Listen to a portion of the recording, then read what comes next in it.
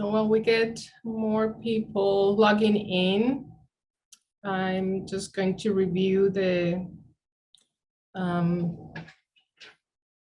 today's schedule. We're gonna be doing a 30-minute workshop. The first part will be the presentation where I'm gonna share some basic concepts of behavior and positive social and emotional supports you can implement at home. If you have questions, feel free to write your questions in the chat, and we'll have the last 15 minutes to answer those questions.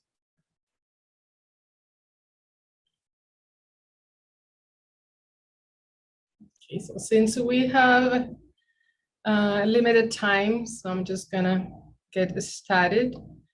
Today's topic is social and emotional supports at home.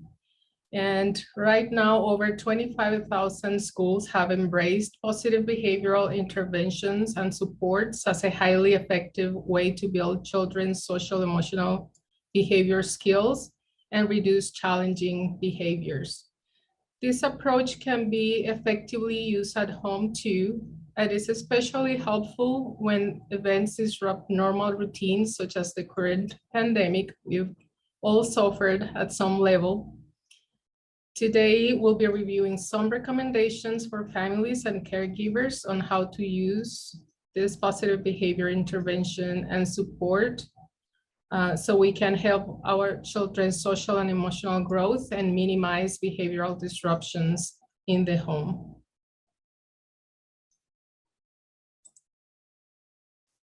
My name is Liliam Llanos, and I am a parent consultant at the Utah Parent Center. I also have a child. He's a 10, well, he'll be 11 this coming Thursday. This is my lucky charm, Miguel Angel. He's 11 and he has Down syndrome.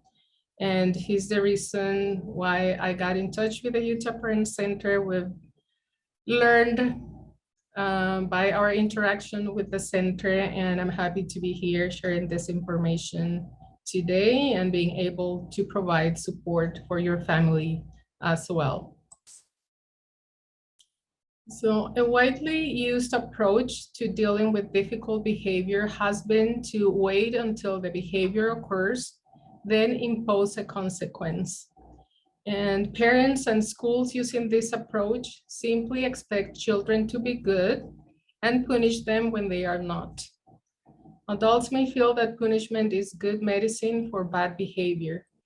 The intent of punishment is to provide a consequence following a problem behavior that makes it less likely that the behavior will recur in the future. While most people would agree the problem behavior needs a response, often nothing is done to teach, support, or sustain appropriate behavior prior to the occurrence of the problem behavior.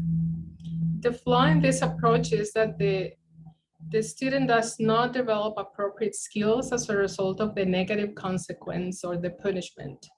The consequence does not teach replacement behaviors. If a child is able to learn appropriate behaviors to achieve the same desired outcome as is gained through using inappropriate behaviors, the need for the negative behaviors no longer exists.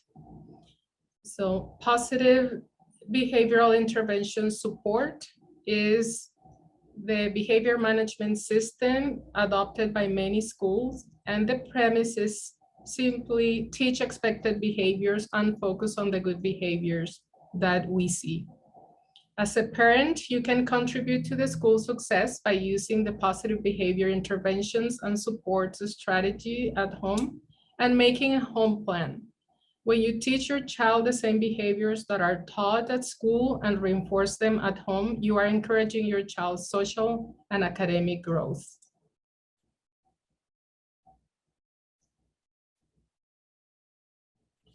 So how we can support positive behavior at home? You can begin by comparing your home rules and expectations with the school's core expectations for behaviors, deciding how you can apply the use of those appropriate behaviors in your home and the community. identifying a way to set up predictable routines at home, and modeling the behavior you want to see and reinforcing it consistently. So let's talk about developing a home plan. By developing the positive behavior intervention and support home plan will help you teach appropriate behaviors and social skills. So a good starting point is to identify your family's core expectations. For example, your family's core social expectations may include to be respectful, responsible, and helpful. If your child's school is using the strategies, you may want to use the core expectations the school has identified. So make sure that you are aware of what are the school's core expectations, and decide how to model and evaluate your family's core expectations and behaviors during different parts of the day or in different places in your home. Our new reality in this, after or through this pandemic, has changed the roles of parents and teachers. With the shift to virtual learning, that is sometimes the option that some families have adopted, parents are now working as support facilitators, and this can be very overwhelming for both parents and students. So if you want to start creating these expectations, you can create a list of 3 positively worded expectations for the whole house. Those can be like being respectful, be understanding, and be helpful. So we'll go with these examples. And it's important not only to set the general expectation, but also describe what being respectful looks like. For example, being respectful, then you can let your child know that he can be respectful by staying quiet when the adults are working, or by waiting for their turn to use a computer or device, or to ask a question, express a concern. Be understanding by recognizing our new reality and the challenges it presents. And being helpful, I can be helpful by cleaning up the messes I make or cleaning up a mess I see.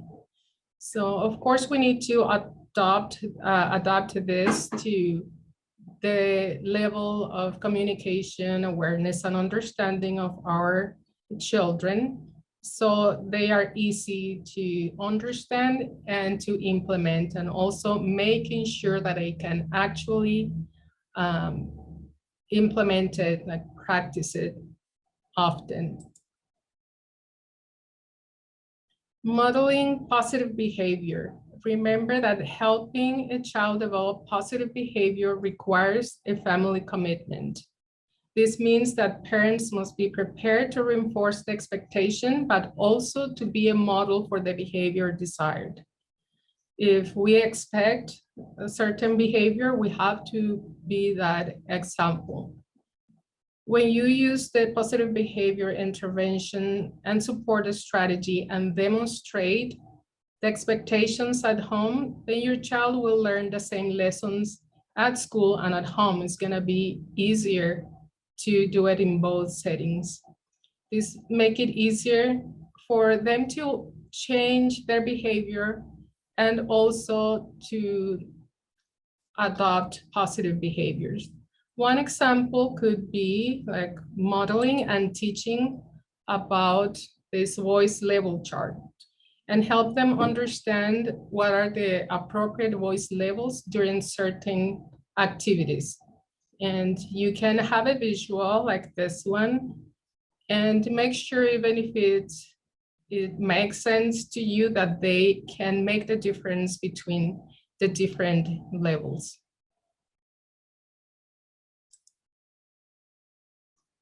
Then we need to reinforce the positive behavior. So we can also create a chart and place it where everyone can see it. And then decide how you will give regular recognition for appropriate behavior. For example, if your child earns time for a special weekend activity, or they can be able to choose the dinner menu, so whatever the method of reinforcement that you choose, it's important to use it consistently, make it simple, and make sure to recognize, acknowledge the appropriate behavior more than the problem behavior if it presents.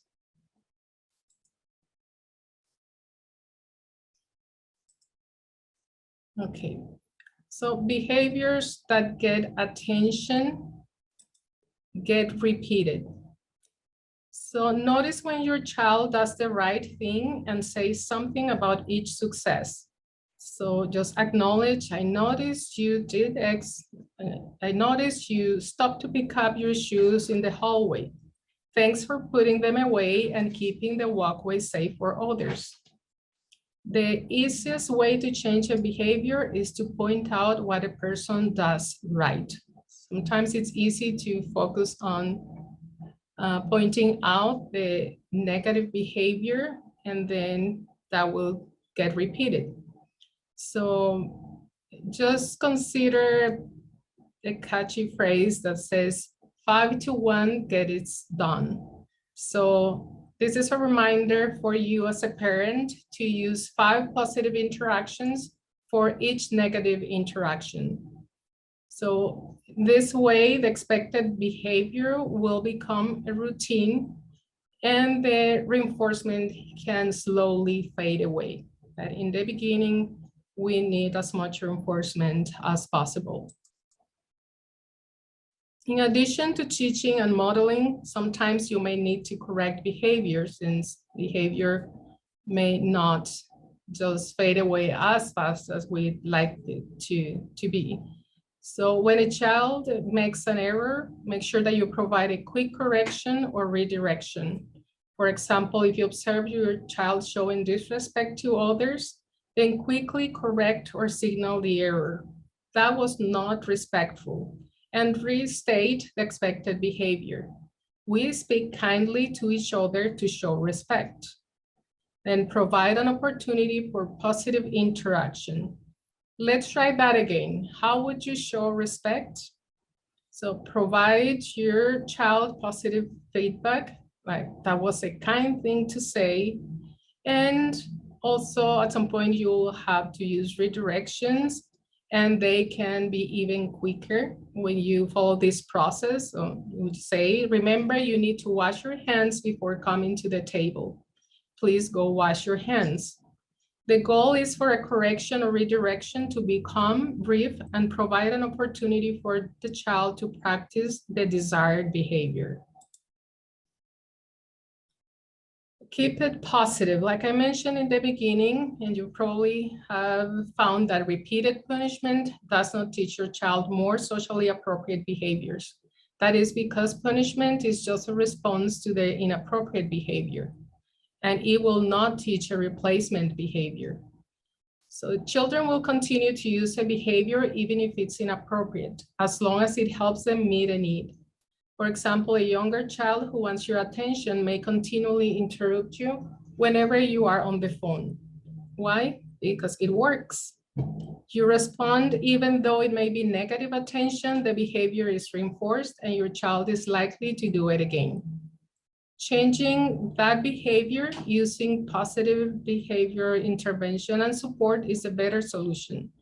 You might, for example, plan an activity with your child before your phone call, explain that he or she can continue the activity while you're on the phone, and that once you are off the call, you will continue the activity together.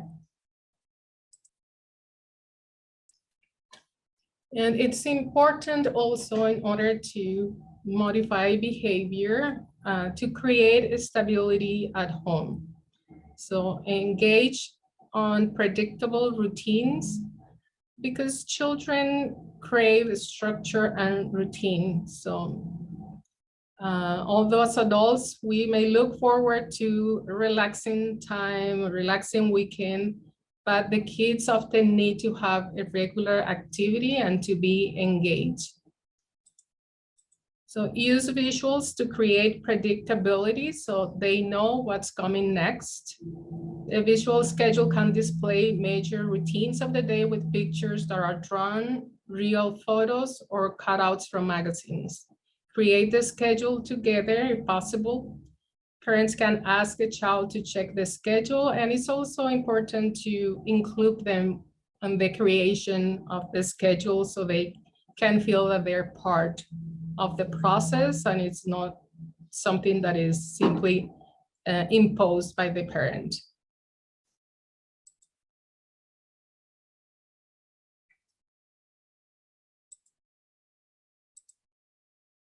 Can you see that? Like it's not showing. Liliam, I can see promote physical activity and create fun family traditions. Okay. Yeah, I guess it's a setting that I have here. Let me just, okay. Okay, so then part of that routine can be promoting physical activity so they can get their energy out and create fun and family traditions. So just make sure that, again, like you keep that predictability. It can be like an evening of board games, or it can be a specific day where you have to go to outdoor activities, weather permitted. So, but we're getting to that point, you know, we're getting to the spring and summer. So it's a perfect weather to take them outdoors. It's also important that we take care of ourselves as adults. Everyone reacts differently to stressful situations, and then how you respond will make an impact also on your child and other members of the family responses. So modeling these behaviors will not only help you, but will show and teach your child how to cope during stressful situations. It is important to continue to monitor your needs and your child's needs, and also to contact your healthcare provider if you have immediate or ongoing concerns. So some of the needs, the things that you can do is to make sure that you take care of your needs, take breaks from the news or social media. This is important now with everything that's going on worldwide. Make time for fun activities and relaxation. Keep realistic standards for yourself. We know that as parents, we push ourselves to the limit, so make sure that we can find a better balance. Plan and schedule. As adults, also predictability is important and can make a difference to lower our stress levels and limit negative influences.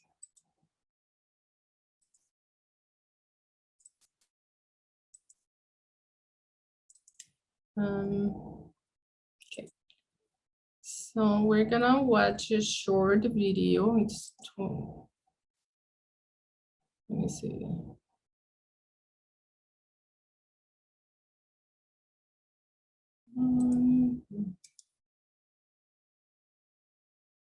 Can you see the video now, Leslie?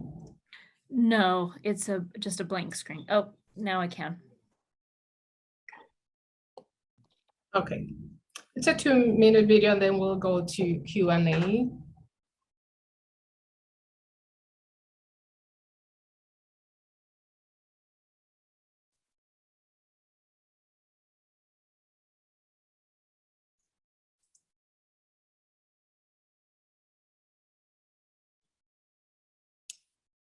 Can you hear it? I can't. Sorry for the technical difficulty. It says it's muted.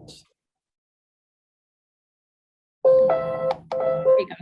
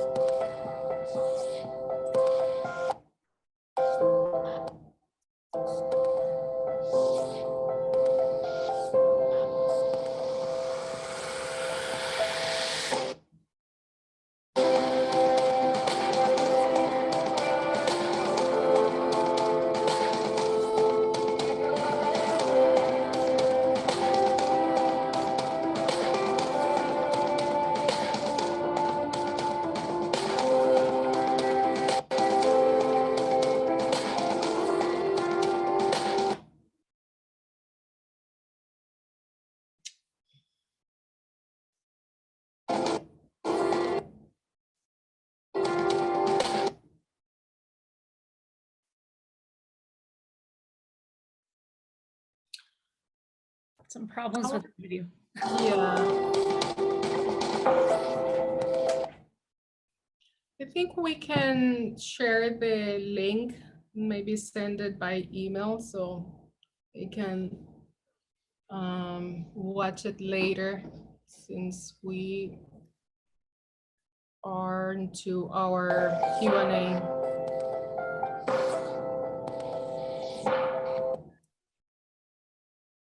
Yeah, that's not working. My apologies. I'm gonna stop sharing and then we can open up the mic.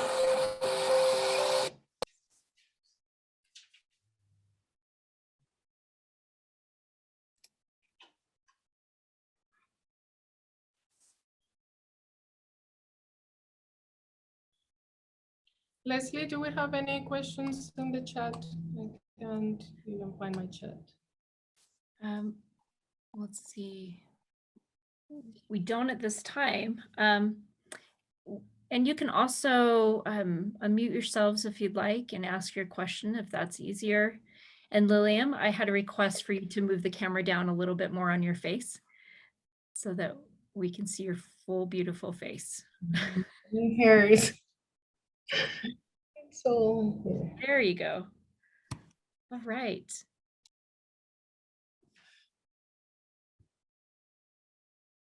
Okay.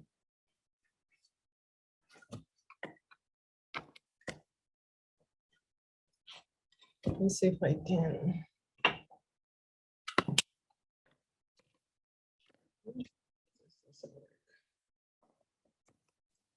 So Liliam, I have one question.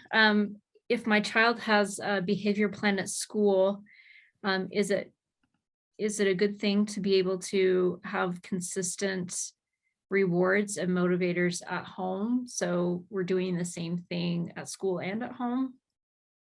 Yeah, that'd be ideal to create consistency. And then also for you, like if you have suggestions of rewards that work for you at home, then make sure that you share that with the school as well.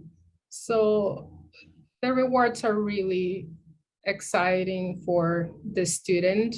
So yeah, it's important to have the communication with the school and to go both ways. What's successful for the parents to know what's successful at school, and then see if it's an approach that you want also to implement at home.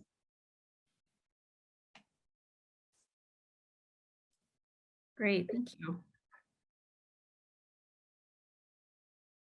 I think someone. Yeah. What can I specify on my son's 504 to help him in this way? He is 15, high functioning, autistic, and ADHD. Well, you can again like make suggestions depending on what's been successful at home. Remember, the school staff, they're experts in their field, but you're an expert when it comes to your child. You know your student better, you know what is motivating for them. And then it can go both ways as positive reinforcement and then also as a consequence for an undesired or negative behavior. We also have a list that we can share with you. I can share the link in the chat, and it has a list of more than 100 accommodations that you can request, and some of them can be as a part of that reward system. And also, well, you mentioned specifically 504, but for if your child has gone through a functional behavioral assessment, usually the behavioral intervention plan will identify also the rewards and the reinforcement options that are going to be available in that plan for your student. Do you have anything else to add, Leslie? I don't, other than those functional behavior assessments and some behavioral plans that the school can provide your student, oftentimes need to be revisited. And I always say, after the behavior plan has been written, wait maybe 6 to 8 weeks and see if those rewards and motivators are working. If they're not, it's time to kind of go back and figure out maybe there's a new reward that your child's interested in, or a new motivator. Those are constantly changing. So being aware of if something's not working, maybe there needs to be a change. And Beth, yes, we can share that list, the 100 accommodation list. We can probably email that out as well, right, Liliam? Yes, and I'm sharing it in the chat right now.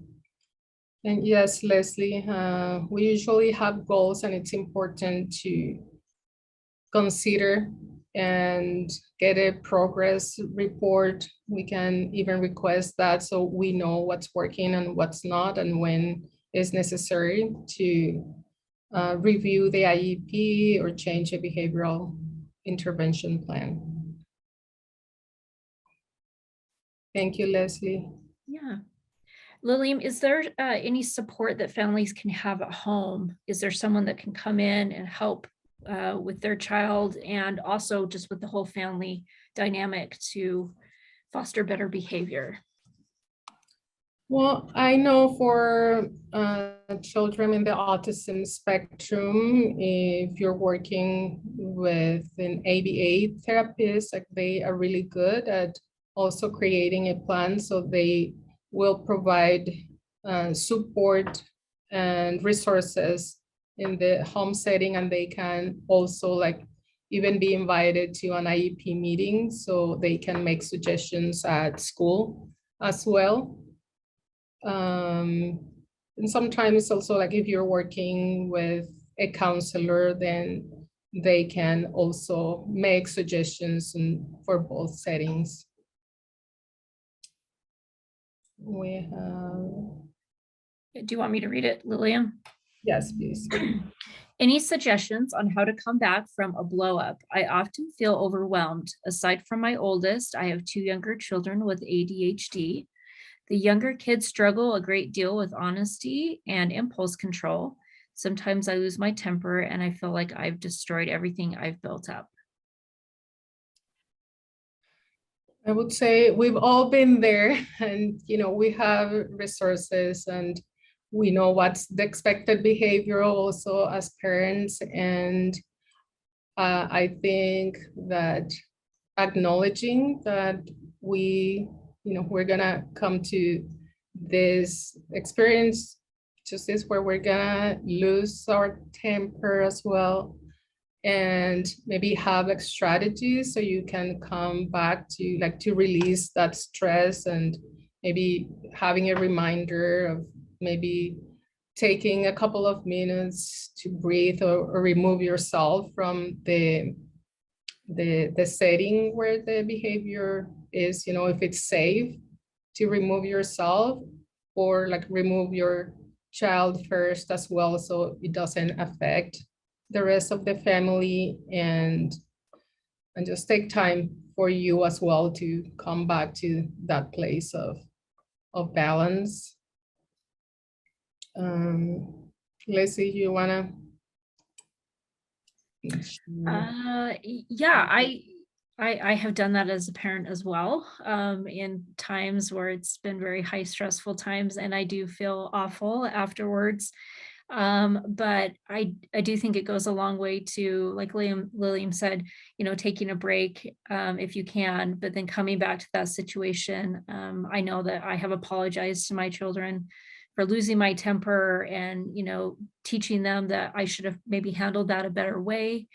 And it is a process, so walking through the process that I'm going through as well with my child, just maybe I should have done this, maybe I should have taken a break before I said anything, maybe I need to just answer it in a calmer manner. So I just think the being able to tell your child that you have made a mistake and that you are apologizing and acknowledge that mistake might go far, I think, to also help your child learn that everyone, can fly off with their temper at times, but that we can acknowledge and apologize.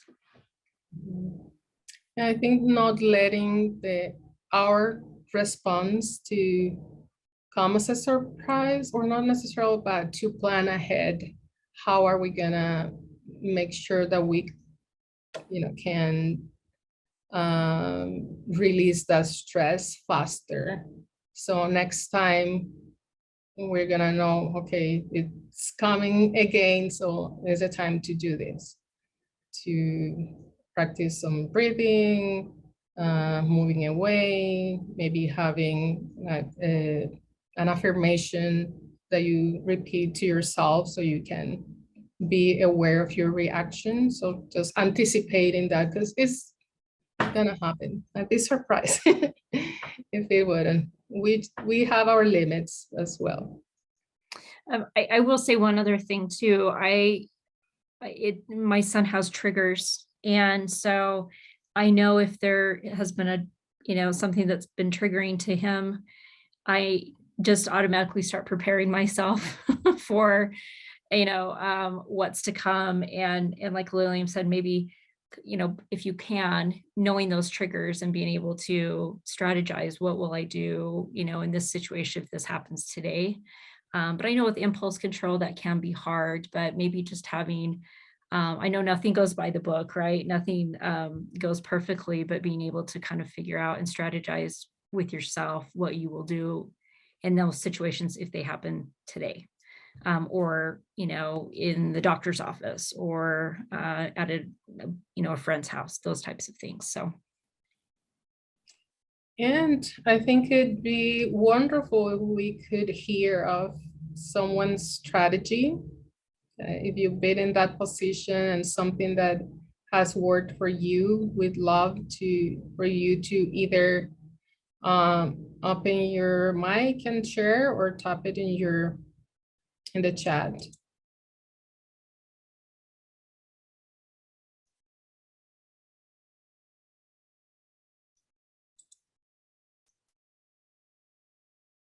And while we get other questions, I think, Leslie, you need to share the poll. I don't have. Sure, I can do that. So I'm going to be launching a poll while we are continuing to answer questions. And this poll helps us know what kind of information and how you're receiving it, what kind of information you like to see.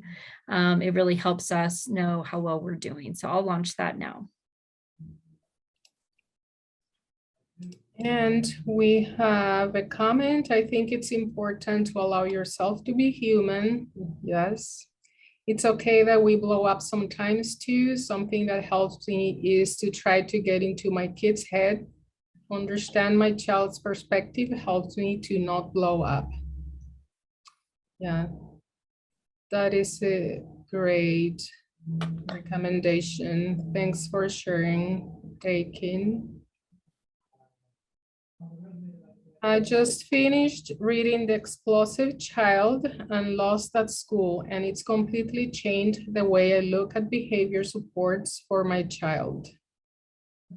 Yes, Molly. And yeah, we talked last Lunch and Learn also about how behavior is always communication. So it's important to decode the behavior, what was behind it. So we just don't see it as a tantrum, but okay, what's behind, what was the goal, what was the frustration.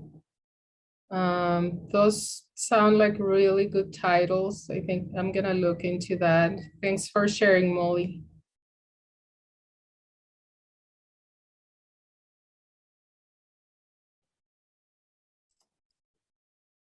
Liliam, I want to make one other comment too. I think when we're talking about behavior, sometimes well, oftentimes we look at that as a negative thing, those negative behaviors, hitting your sister or yelling, those types of behaviors. But as we will find out next week as well, behaviors can include many different things, and it can include, not wanting to get out of bed, in the mornings or on a Saturday morning, or do your chores, or those types of things where maybe they're not necessarily in your face negative, but those are all behaviors as well. And that's just something to think about. Behavior is communication. So if your child, maybe he's not necessarily yelling, but doing something else to communicate that maybe, he isn't feeling well, or he isn't feeling up to the task, those types of things that sometimes we need to be aware of as well. And that reminds me of the conversation that I had with Deanna here, and about how, sometimes our children are just not motivated by an activity we want to enforce, something that, we're trying to implement. So also, like, keeping that in mind, they have their own personality and preferences, and what we see as purposeful, it might not be necessarily for our children. So just learning to know, like, what motivates our children, even to use it as a positive reinforcement or reward. Not necessarily what we want to enforce, or an activity that we want to get them engaged in at a time might not be what they're looking forward to. Emily says,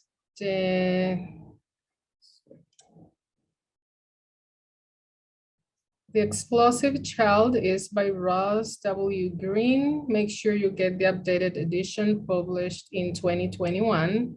Thank you for the tip, Emily. It's good to apologize to kids and let them see that you also struggle with emotions. I just downloaded an emotional thermometer PDF so we can point to where we are and get suggestions for ways to calm down or ways to ask for help. I think it'll be helpful for avoiding meltdowns before they start. I don't always know when they're about to explode, and I know their explosions are as painful for them as they are for me. It would be great to get some feedback to help them before they explode. I really like that, Molly. So just like for them to see that we're all in the same boat, and we have our weaknesses, and that we are actively implementing the same system ourselves.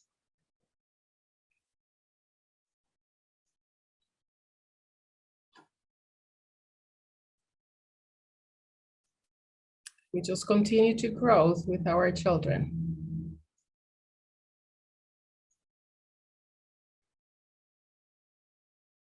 Do we have another question or comment before we end the session?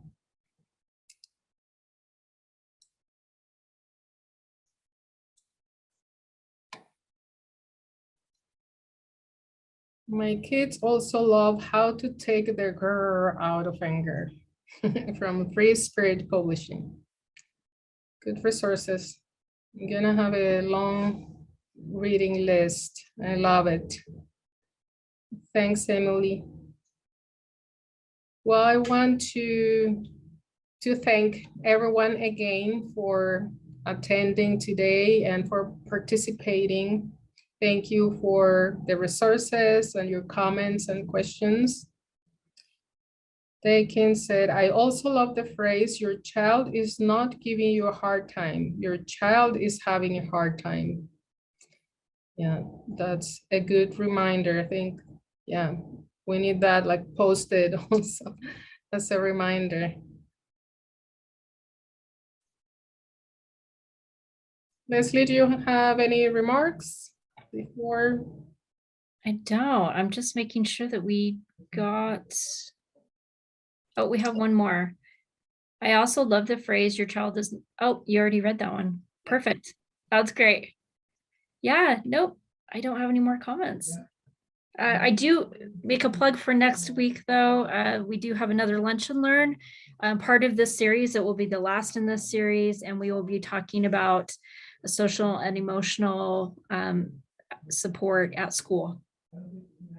So We hope to see you all next Monday.